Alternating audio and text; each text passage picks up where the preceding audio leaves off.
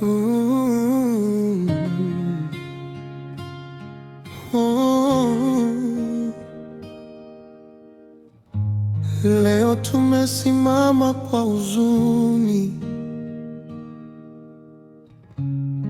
mioyo yetu imejaa majonzi.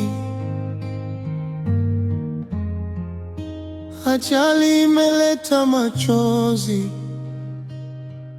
na kuacha familia katika simanzi. Kibwagizo, pole pole kwa familia za Ntongoni, pole kwa ndugu na marafiki. Tunaomboleza pamoja nanyi. Mungu awape nguvu katika kipindi hiki. Ubeti wa dua kwa waliotangulia, tunasema kwaheri, safari yenu imefika mwisho.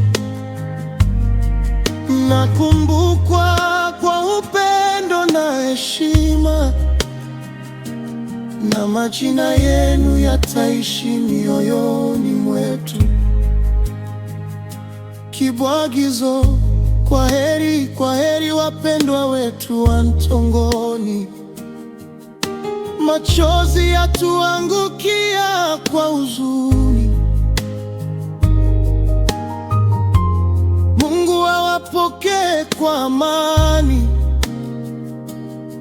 na awape pumziko la milele. Ubeti wa hatira kwa waliojeruhiwa, tunawaombea. Mungu awape uponyaji na nguvu.